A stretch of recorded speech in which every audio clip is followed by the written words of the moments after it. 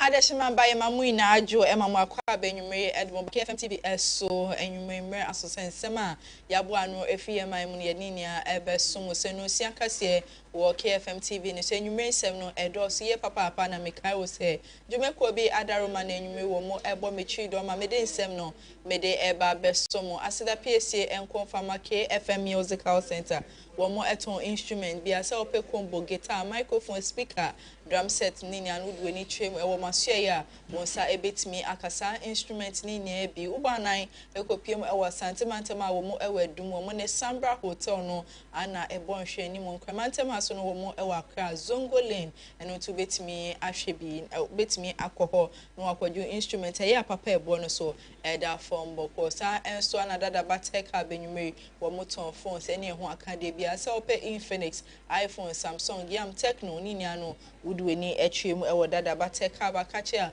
wonsa ebetimi aka phones e ya papa warranty that's enyume emu eduye papa womo ewo kaneshi womo ebentakwa station ne pe no to betimi akoho na woni dadaba teka akoye ejuma kama enyume talent microfinance enso sika krabia womo aba womo eboa nipa dodo na mum sika sem age na ne nan so eno nti se wo ye ankranko enyume ko sorry na mo pe baby edimo sika sie no odofo mema eno enye odadwe mema no nya okodanda esanse talent aba womo ebebo mo sika sem me ejina ne nan so ye papa penyume dwumeko we adaroma ana wo mo ebo mechi do ma mede nsem no mede eba beso nsem no edoso na nwumre de ebedi mo akoten ebie ne se Ghana Armed Forces wo mo de abatudwa wo mo etwem se wo mo ehye recruitment na sibioma wo November bosumi ne de toso eduonu e wa fimpinu ni eduonu enum ana wo de sa dwumede no wo mo de ebe hyehye so e wo my Ghana he no ye de emu nsem ye de ebeba beso mo sa enso so ana for any penny for our mo ewo afram plane almost etwem senke be ya ban etwa nani embe hwe om na wo mo ferry no sesi ade tibia ewo mu no e ya ade a enye kra ne nti wo mo sha ban se wo be ye bibi enfa ho emom enyume Ghana Revenue Authority penny for and so edin sembi abetudwa no so yede mu nsem yede ebeba besom ewe dwadie emu yede ni jede nsem so ebeka ho ede ama eye Regal Film Festival wo mo de be hyehye no eno enam so ama wo mo de sembi abetudwa fa ho a eno so yede mu nsem yede ebesom enyume weni nsem ne afofo pi ayabo na yede besom se no siakase wo KFM TV no so mekai wo se enyume nsem no etwego ewe abe fonten tamfide ne so Facebook and YouTube KFM TV GH and to bet me ahwe na wa share na wa like na wa dwentwe no de egu ase ama me kama kenkan fo a enyume wo temenka no edin a meje so ene Maame Esi Nkrumah me dane me ho sema ba me ba nsem na doso na me hya ase ede ama wo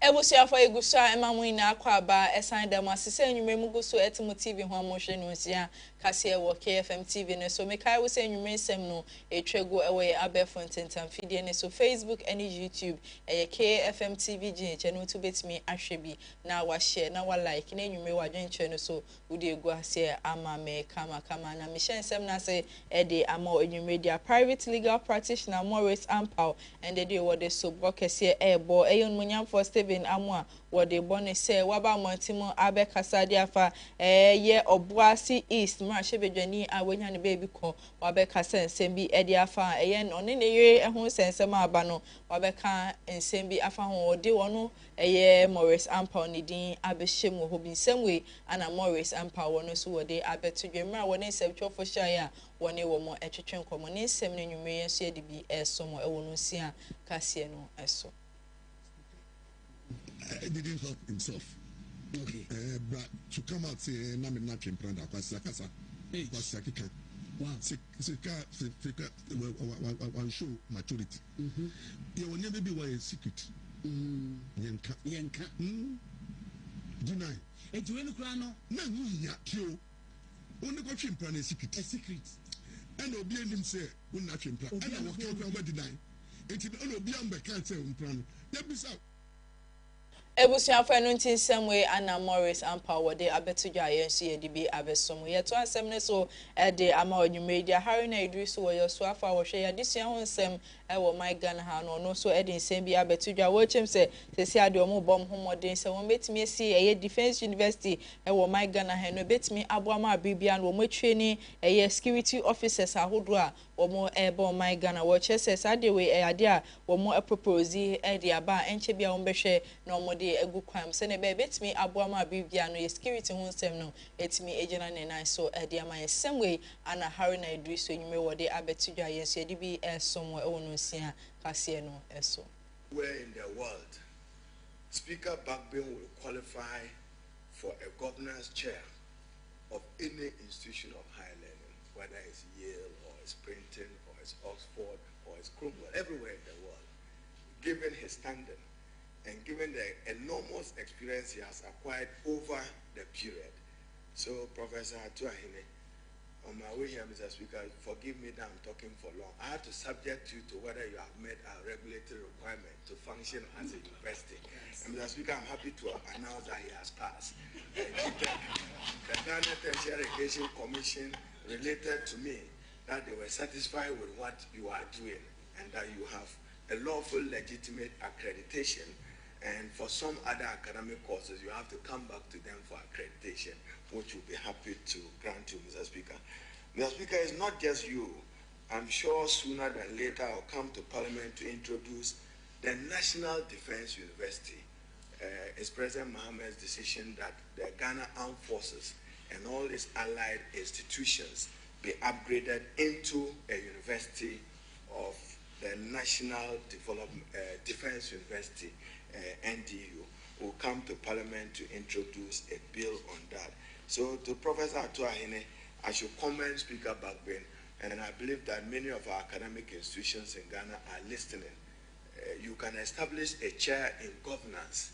Then once in a while, you can invite the like of Mr. Speaker, former speakers, former experienced members of Parliament to share their views on governance and the administration of the country generally, to understand what Parliament does.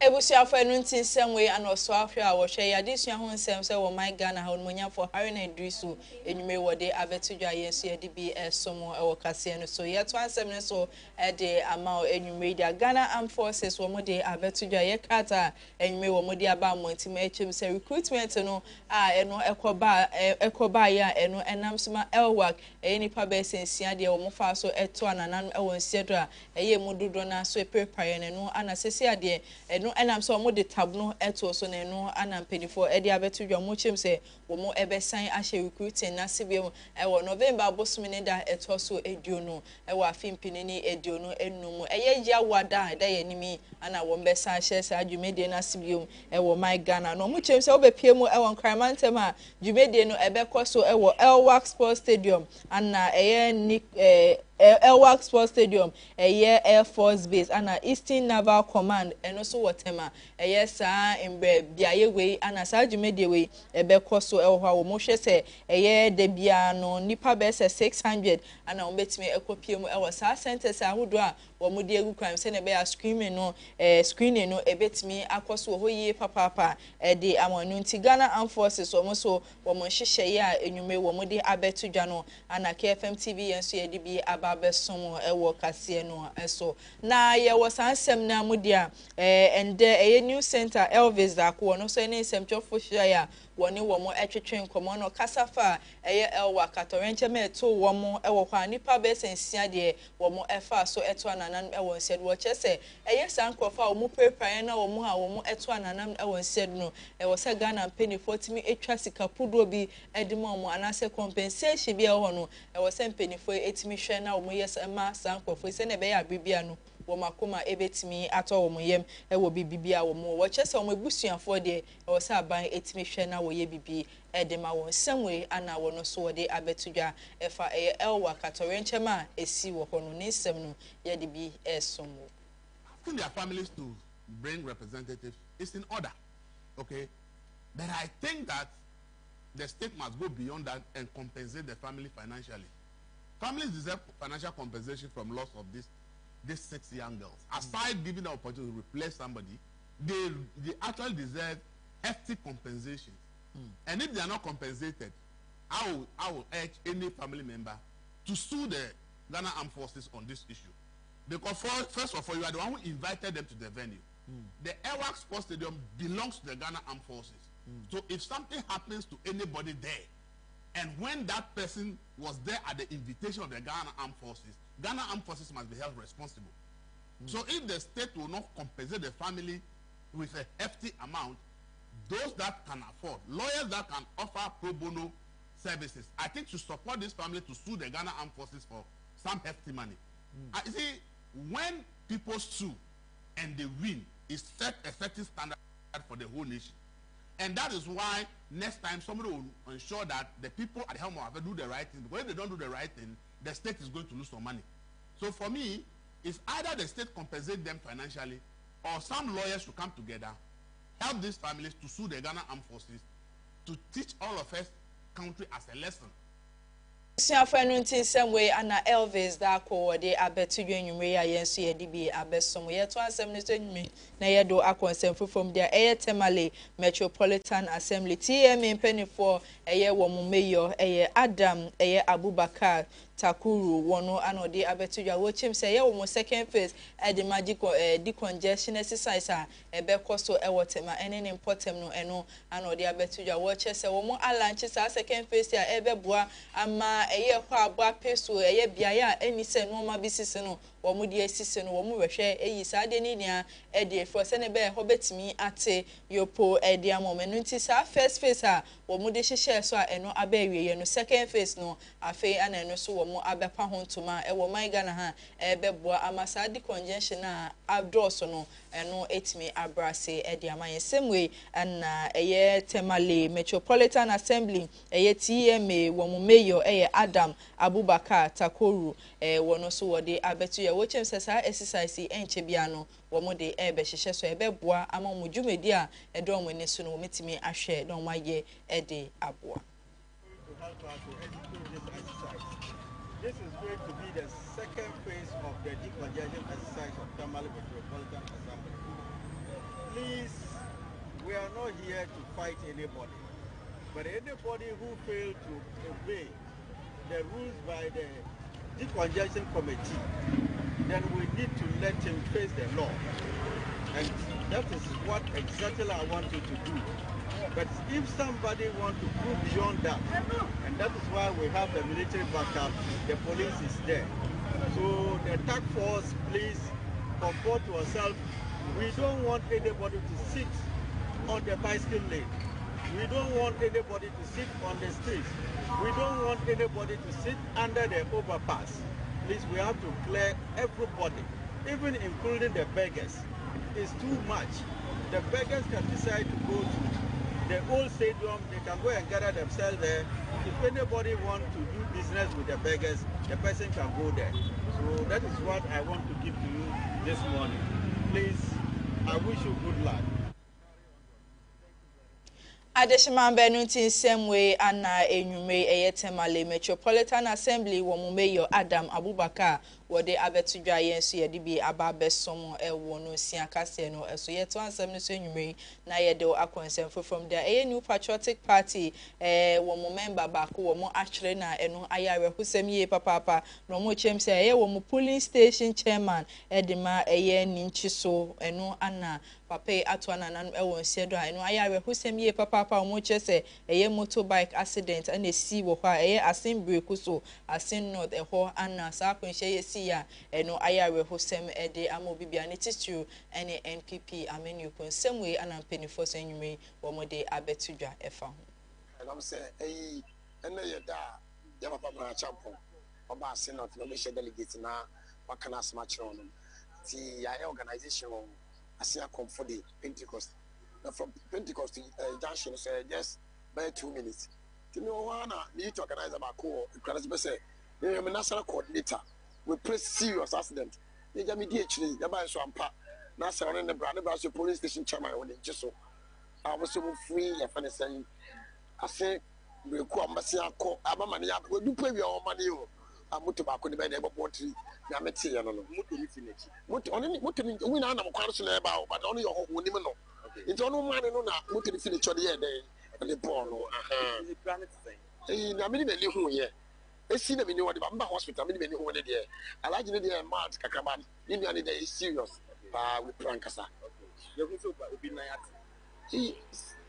me de me wa me say na I don't want to because me a doctor but me who say the na de am upon the I'm say dangerous into na bedwe pra okay this incident ama I am ya oh a national coordinator Sami but we organizer me I'm the main organizer me want to know I'm the chief for me and the national coordinator women's organizer and youth organizer national coordinator Sami and then give the original my to the man be say ebusiafo anu ntinsem we anampenifo e dia betudwo nwumre yenso ye di bi aba besomu ye gina ne nsem esu na nwumre ya da ye ho akoje aboafo nkrato abaye ba nsem ne doso na nwumre yi metu aso e di ama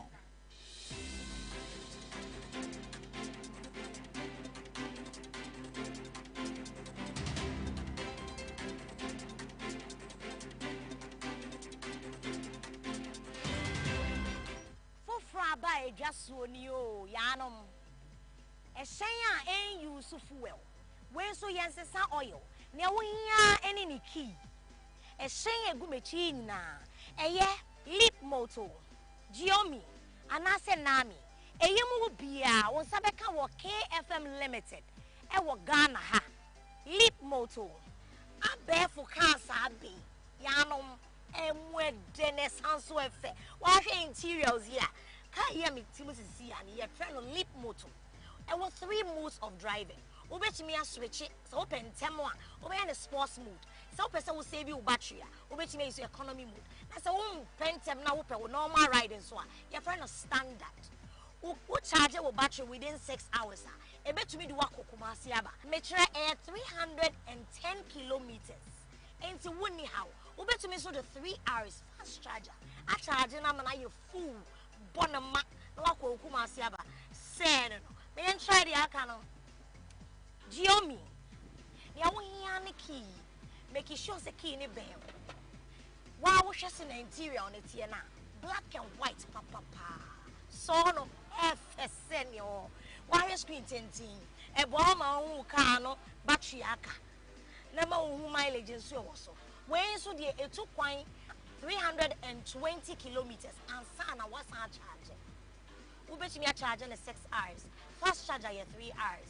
I bear for a FDA so. Ubet me a driving in 3 modes. A year standard, sports, and I say economy. So what pen to say me yanum choose sports was it. Ubet me to quite fee hakokumasi. I'm a battery ni biswak because a year 320 kilometers. Who charging 6 hours, which mean your full battery. Now when you fast charge and swap 3 hours pet your sets. Making sure so okay in the car when you saw walking. Will be a door and I start. Chili Joby, black and white. Makuma swat. Man san cow the air. You check the akano. Yeah, no. I bet for the animal back on you. The Awiniano key. Making sure so key in the band when you saw walking. We no F. Let a woman so dance. A grey ni your man would do me, the any hakakra, any dear mood. As also was screens me, wait, and more information of your can in Winina. Answer Bessia Bonum Papa, your friend entertainment, the Awiniano, Anne. And that's over to me, so I drive in 3 modes just like the others. Standard, and I say sports. So open them. Car way so. A bet to me to Kwaya Kumasiaba. 330 kilometers. Chema udu kra bet me jesi so no abonyum kakra ansa na adu wo charge na 6 hours no so bet me so charge no 3 hours if I no fast charge eyi no munyina KFM Limited and they are big just so fraying near me sanka wo de ententem so open installment a high purchase and train one nase we've got you solid Yanume on sabetumi aka fidie mu bia e wo KFM Limited won sabeka fidie no na watua no nkakra we unya no bebia age KFM Limited fraying Ever sort out.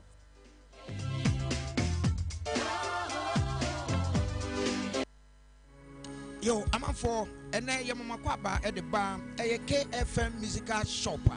The Tosumi, no, who free a Kumasi Macom that Damono, a sunny at the bar at Dumino, Sabran Udu, a Sambra Junction, Sambra Hotel, Quantana Sope. Now shop no any Sambra Hotel and the Dinsha anymore. Would the free Sambra Hotel, a wool sunny at the co, Nankane and Hagan Hono, Annie, a hot and a KFM musical shop. The Tosumi, no, yet be no fofro. Now the air can say, if you papa etimiche. The Odia sorry, the Odi grow agro ahudo. Tuma de be a woody open here a young fiddy musical instrument piano, a KFM into a say Ghana Muntie Asante Mai Muntie, a KFM musical shop, Anna Sabre Yabian for from Monochai, a war Premper the 2nd Street. We free all men come down and now sunny Edinco Edumno and Udu Sambra Hotel Quantana so now what done on Sunny Faso a hot announce KFM musical shop ye a war Yanni Sambra Hotel and a anymore. Ya chow abribia Gran Messi. Sir, may you proud and I say may you jar. Me free. Kumasi Dum KFM instrument store. Obi bisa sa se bomen fo dia ah what to ma woni si da what dey near my papa e gina woni na what to say yes what to no bibi aka wakoma ni nyina free KFM instrument store Kumasi Dum se mi gina ho na me to no ma bitimi nya ho me ka fi se fi papa mu anim na mi gina no wo be tro ye ko ma ya do se kana twa nanka kana ensamfu ayi.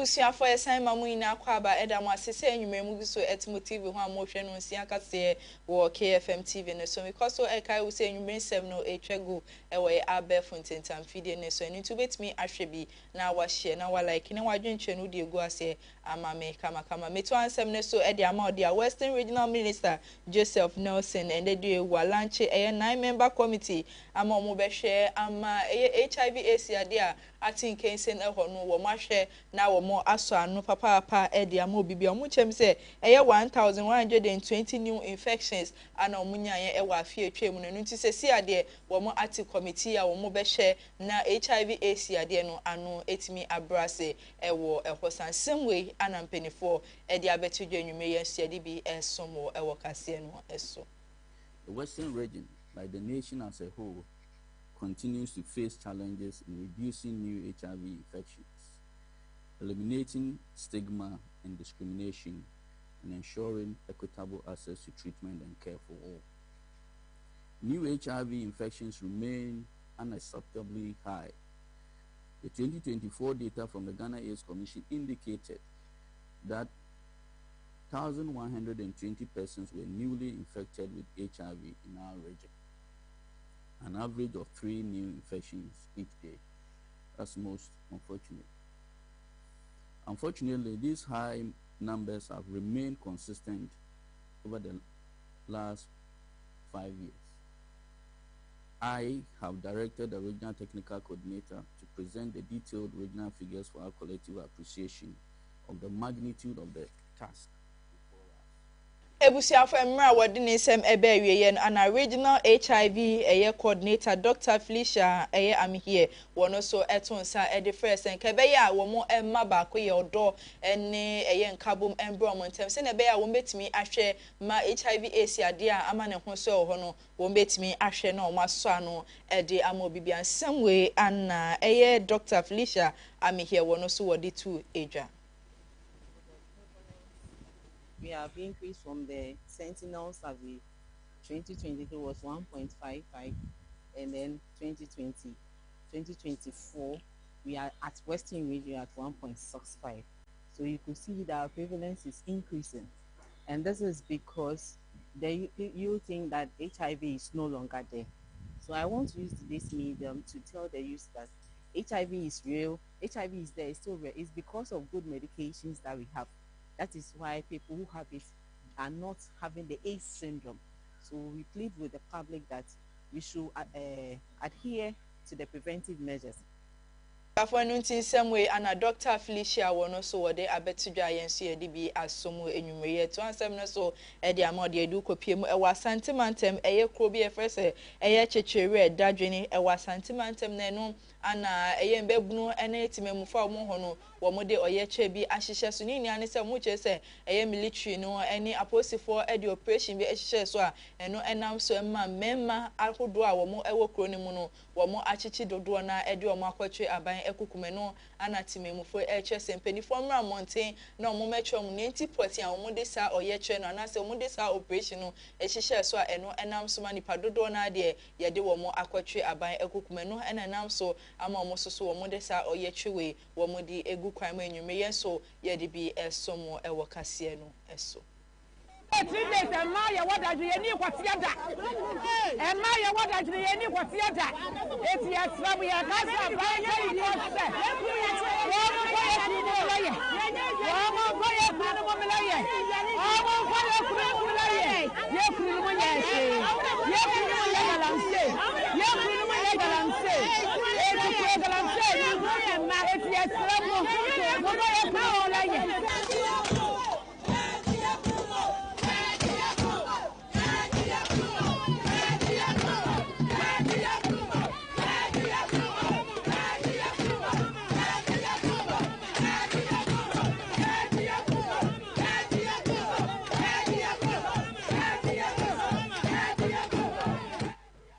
Ebusiafo enu nti oyechewe anatimemfa wo mo ewo chechere dadwene ewo asantimantem no wo mo de egu kwan mo chese wo mo hia mpenifo se nkebe ya eye mmema hodo a wo mo ewukro nu a wo achechere mo no wo mo njai wo mo enfama wo no nsemwe ananwume ye de ebesom ye free sansem no mu ne akonsem from there eye ahene ene timemfa wo mo ewo afran plane eso e de adesede abeto Ghana ban ene ni mpenifo enim se nkebe ya wo mo ferry a ewo kwa bibia no mudidi djuma no tibia ewo msesia no kame ayese enyomo fe no ti omo so aban ene ni mpenifo so omo twa omuni enbehwe omo na nsiesie bia ewo se wo mo eye no wo mo nya fa mo esase no ene ya ade a abibia no wo mo di wo mo dada djumedi ho no ntina wo mo hye aban ene ni mpenifo se wo mo twa omuni enfa enbehwe won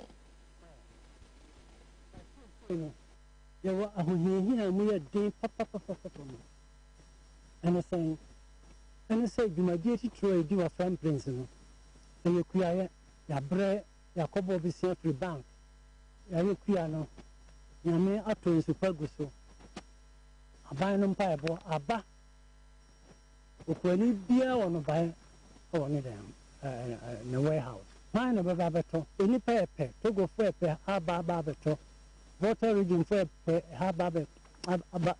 abeto ne man over 12 and the account. A crime bank so a crafo su bank for a diamond or Muyuma are saying at a phone so academ Nina Jina Pantui and the Cray Mahama de Bayano Pay Pantua no Hutriano a Yajuma a coba fine no some maintenance and Niam wine. I say America say Pantun academ Pantun in the city a jolly aka asuje yes srei wa mahama namu suma pantun bae so won kai e de kai de wayo pantun na ewa ha no e de bia ne na say ochina na problem aba ntini ntimi yusu eno nti enesi ye hia e pese ma ebo water lake transport ene Ghana for ne aban say sa sami e ha empire pese ama Jumedia ya maame no ma motonton niema afri kwando ni agodakebra afam plains no ene ekuafo nu ba ni nyina aka werem because obi a mambeto ne esaka ho ne se be mfie aduasane a nipa oha ni aduanan ewu or sansuo we so boat accident and no cry nipa yesi ya kan wom na ye hu om de entimi nka ho asem nti yesre omampani John Mahama ono ana de sa affair ibre 2016 otna asokra ko kwando na se fere no ewu ono na ba ya wa babi apantu ni lande nya sa anka pantu no ba no aka nso no so on tibi me lande e ma na ensi wa ya be several times so still ye ni babi lande ti ma me de o ya de pa e pantu asai asa mu siesi a na mo sa de betu so na ni na asa sai mo siesi na mo sa de ba na yera na kokuye o de mbai enti ama ye jodifo ya wa ha no ama ye ho chi ye pa ye pantu ya asa ye siwa e betem ne enya adwuma yi enti sisi a me ne mo ka sai wo sha boat na almost 1 hour journey on the river life jacket ni we nyina no eni ho boat ni fa nipa eni niema enti niema nipa e kama omo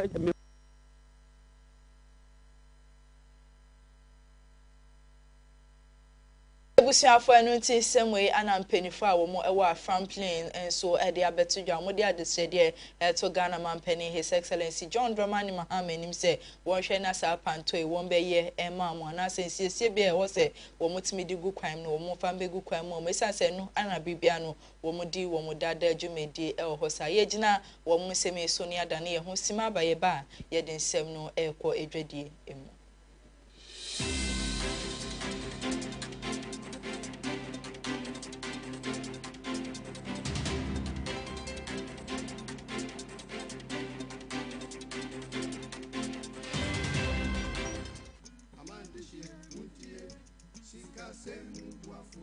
Medo benami Ghana duko do ajaple ho duko kata.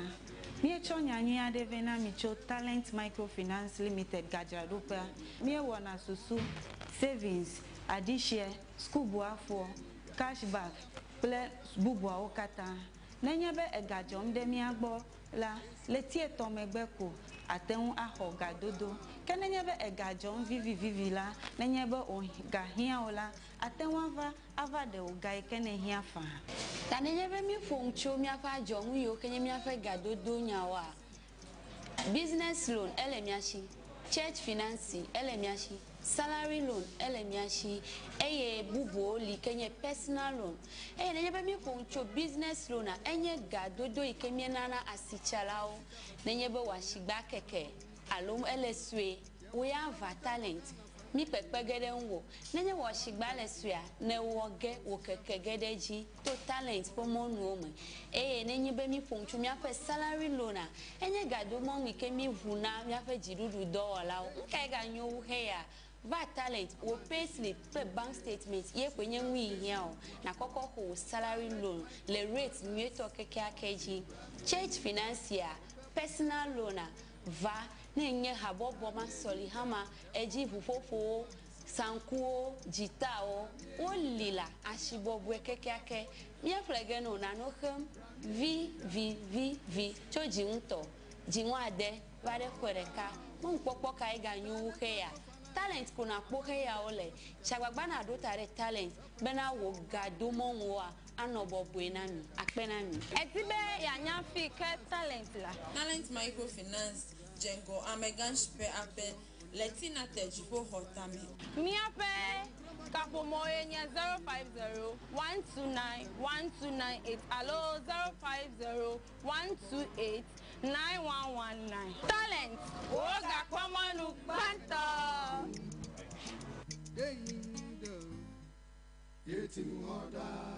Talent Microfinance, your channel of wealth. Ani Edru Sabre Stronko, Ewa Femo. So we are Jedinia, ye crowd say, when you share for Benyan Ketamodi, Ewa Jedi Quanso, said the Beya, where Jumano, have a tumpo, a few way, and ye crab a shamao. Ewa KFM TV, Christmas don't come so. Yeah, major the way now Quenya Samumba Shrine, our KFM TV Christmas don't come in as so. Sana ye fidye no a church and you do a chain and if I do not a shay na besign a church dom edia brono. Enunti na ye fro sebra ne be bo wo no mani hu dero e wo KFM TV Christmas don't come eso se na be ya ubenya afasudio bebre na e wo eso Tunsa e dia frem a mo bie dwuma ahodo e wo Ghana se mombra mo ne embedi dwa e wo KFM TV Christmas don't come so.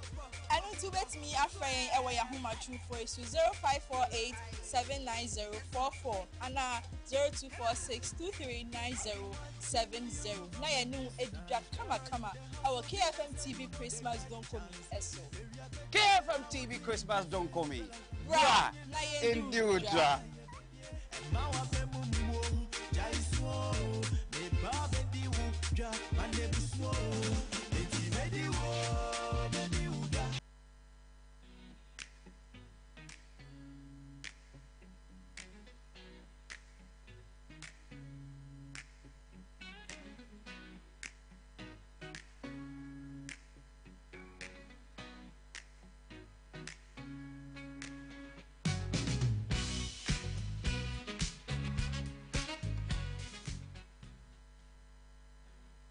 Ebusuafo yesan mamu ina akwaba edamu asise enwumere mugo so etimo TV no ho amohwe no nsia kase wo KFM TV ne so mede wo eko edwedie emudi Ghana Revenue Authority wo mode nsembi abetudwa mode kwama Ghana fo ina senkebe ya yenhwa na ye taxes akodo e wosi etua no abibia na etimi etua se ne be betimi aboa ama Ghana esikasem etimi ejina ne nan so ye papa pesa se wo mo edi 2026 esi ho se ya fia womo ebehwe ama dwumedie akodo a womudi na etimi akonenim ye papa ede ama obibia sanche bia ana finance minister Dr. Kesa Watoforsen wode ni 2026 budget review no wode ebetu dwam obibia etibia no tse ne be a Ghana Revenue womo so modwuma no ebetimi akoso no eno nti anomode sansemwe na abeto Ghana ni bia enimsem a womode tu dwa na bi ananwumre yenso yede esomo ewo no nsia kase no eso to strengthen partnership with businesses, tax professionals, and civil society. We want to be collecting the tax smiling. So voluntary compliance is the way to go. So for us as GRA, within the context of growth, job creation, and transformation, we are targeting 2026 as a year of compliance. Let us voluntarily comply so that we can build Ghana together. As I am saying, not to shock you, in conclusion, a modern revenue system must be fair and trusted. GRA is committed to transparent enforcement, predictable processes, and respect the taxpayer. The expected operationalization of the Independent Tax Appeal Board, which I didn't mention. So the Independent Tax Appeals Board has been on a drawing board for 5 years.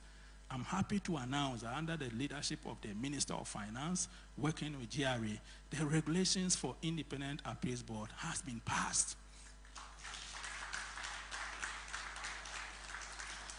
So today, if you have dispute with GRA, all of us need not go and wait at the court for 3, 4, 5 years. Government is not getting the money. You are not getting your tax matter resolved. And if you are not lucky and the judge gives the ruling to GRA, the interest is waiting.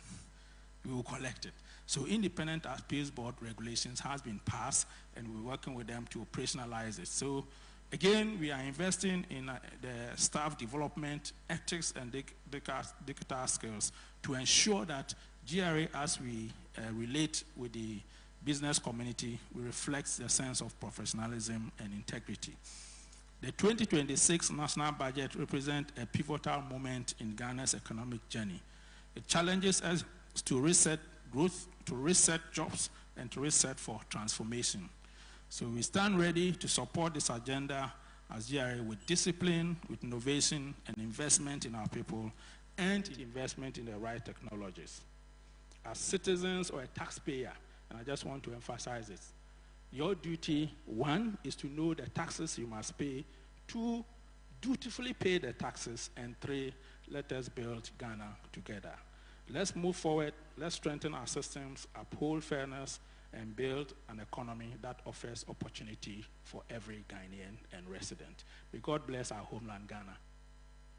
Ebusiafo no nti same way and Ghana Revenue Authority Commissioner General Anthony Sapon wodi to dwemra KPMG post budget forum course on ho and awogina simpiania paswa wodi sansem we na etudwa yenso ye di aba besomo ye ton asem ne so edwade mu e de ama de Dr. Samuel Ofusu Ampof we board chairman e de makoko board na wodi abetudwa wo chem se go smuggling cocoa smuggling ekoso wo my Ghana ha no eno eyade bia entwa ye kra eno nti sesi a wo de kokobo ekwa mo a wo mo efa kwan bone so edi gold ekopiem e wa my foforo so wo mo toni ade eno ana o chese sesi ade wo mo de kokobo ekwa de amasa nkofo na isa se sade na wo mo eye no e ma Ghana ye cocoa sector no entimi engina ne nan so eno nti won de wo ni bibia ka se kokobo ana wo de ekwa mo a abibia no wo mo eye gold smuggling e wo my Ghana se wo mo hwe na wo mo enjoy.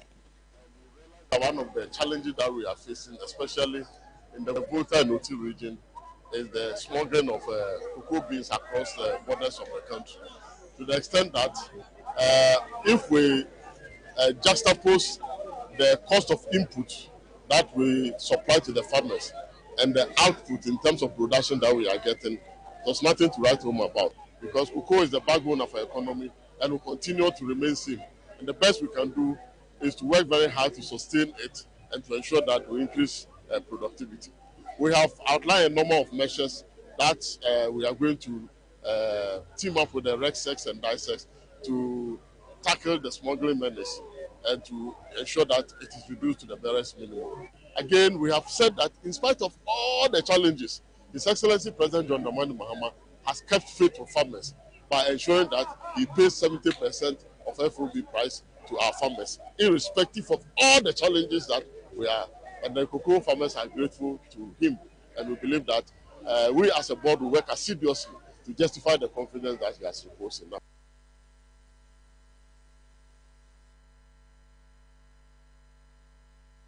Ebusiafo emra wadini se mebewe yen ana director Edma special service J Kujo Samaha wono so editudwa wo chem se go smuggling cocoa smuggling ekos wo my Ghana ha bibia no wo mo edi free borders ahodo a eben ye no ana mo di kopie mu wo my hodo so abibia no eno ade bia emboa ma ye cocoa sector no entimi engina ne nice so farmer ye no ti sesi ade wo mo de kokobo ana wo de kwama sankofo ni na se wo mo hwe na wo mo ema no embrace no ade bia ebetimi aboa ma yenso so ye cocoa sector no na se ye cocoa hu nsem no etimi egina ne nan so ede amaye. The uniqueness of the smuggling in the Volta region and Uti is that we have two categories of smuggling. The first is the local smuggling, where cocoa beans moved from our farms in the Volta region or Uti region into Togo. And then we have the transit ones that move from other regions through the corridors of the Eastern Corridor down to or into Togo. And the prevalence of smuggling, especially within a period, I gave the statistics earlier, that if you look at what Volta region produces, Volta region was, in terms of tonnage, was producing almost 8,700 plus, 8,000 plus tonnage.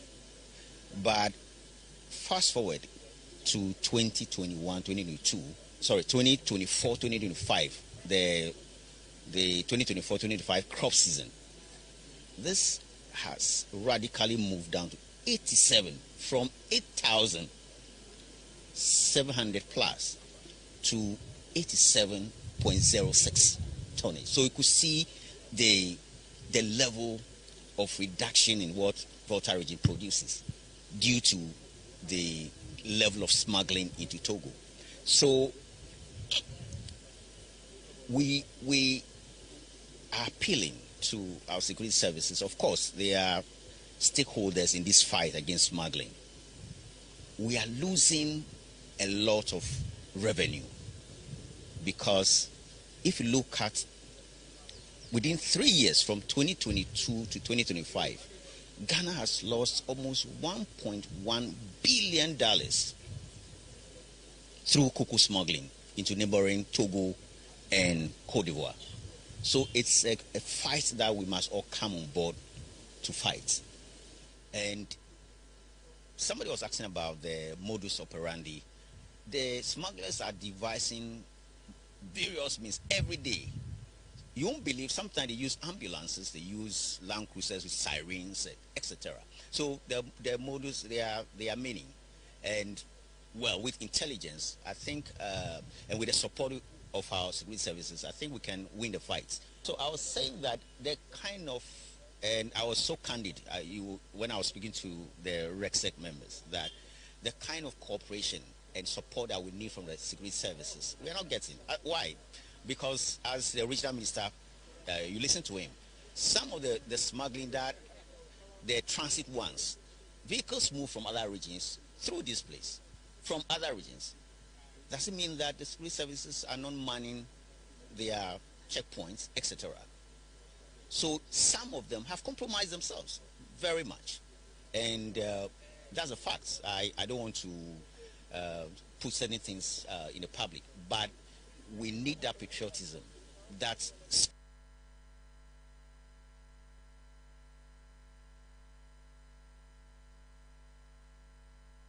ebusiafo enu nti nsɛm wei ana mpanifo ede abetudwa efa Ghana ye koko nsɛm ehu ye gyina so ne ede dwede nsɛm no aba na wie ya na madane me hotima aba me ba me de nsɛm no ekɔ enigede emu.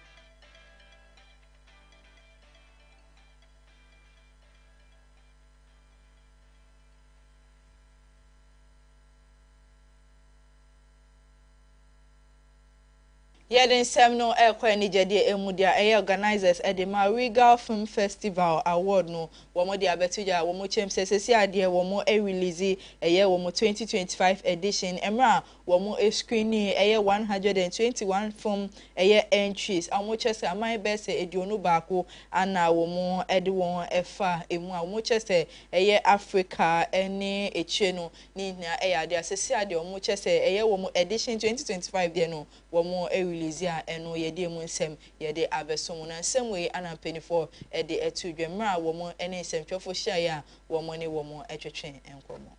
As an industry, I'm talking about the movie industry. Over the period, we've had issues with how the industry is faring. People have commented about, the fact that we've not seen a vibrant industry like we used to have in the movie industry here in Ghana. And I keep saying that if you look at the music industry, award scheme in the music industry, the Ghana Music Awards has been able to sustainably do this for the past 25 years because the musicians have a bit of unity, even though they have their individual differences. But when you come to the movie side, they will tell you, oh, we are not united, we are not this, we are not that. And so it's difficult for everybody to actually come together and say that, okay, we have a certain award scheme that is rewarding us. Even if in the past we've seen it, some of them come up and all that, but sustainability has always been a problem. It's the reason the one who has this vision, our executive director, Selassie Ibrahim, decided that, you know what, I know that it's a problem. It's something that we all have to deal with it. But then again, if we have someone who is able to bring all of them together and let them understand that, you know what, if this is happening, it's happening for you. So that when every year the musicians are having theirs and they are enjoying it, we can also have ours. And then in the next 20 years, we can still be doing this and make sense out of it. And that is the reason why we decided that Regal Film Festival and Awards should be in place. And so this is how, background-wise, all the decision about getting involved into this. We know that it's going to be a difficult journey because, at the end of the day, you're still dealing with people who have their individual differences. But a movie industry like what we have and what we've been able to achieve over the years should be able to have a solid scheme that rewards and celebrates things.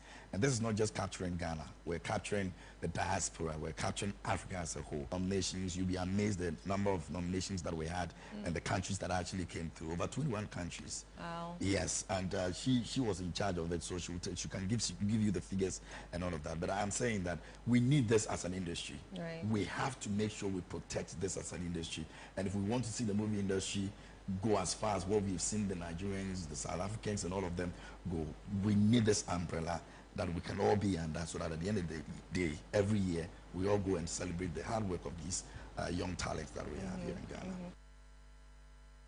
Ebusiafo enu nti semwe anampenifo edi abetudwa yenso yedi bi abesomo ewe ni jedi ensem no emuye gina so nye de enwumre no si akase no yedi ni aba na wie yensem no na edoso na enwumre de di mo akotini ebia ne se Ghana Armed Forces edi abetudwa mo chem se eye wo mo recruitment no wo mo ahya se eye November bosume ne de toso eduonu no ana mo hya se eye yawade da ye nimi ya eno yedi emu nsem yedi ebesomo sa enso so anampenifo enitimemufo a wo mo ewa farm plane so eche se wo mo eye panto no nkebe ya ban entwa nani na onsiesie bia ho no wo mbeye enfa mo wonu so edi enwusem ye de ebesum we enwure ye de dwede nsem eka ho edema Ghana Revenue Authority mpenifo enso ede nsem bi ebeto dwenwure ya ye de enwusem yede eba ebesum we ni jedi ensem no eye Regal Film Festival ho nsem no eye wo mo 2025 nominee edition no eno so yede eba ebesum we ni nsem ne afufo pi enwume ye bo ano ayede besum se no siakase wo KFM TV no so ye beda ya bo afo ina se eye KFM Musical Center Dadaba Tech Hub and Talent Microfinance wo mo enwume wo mo ebo metri do ma mede nsem no yede eba besum ebo no wo twe pepepa eye eno Kofi Adadebo wo no so wo the sports report jumedie no wo de ebeto aso ede amo kenkanfo a enwume wo temi nka no edin ameje so ene Maame Esi Nkrumah ye ma mu nyina acho.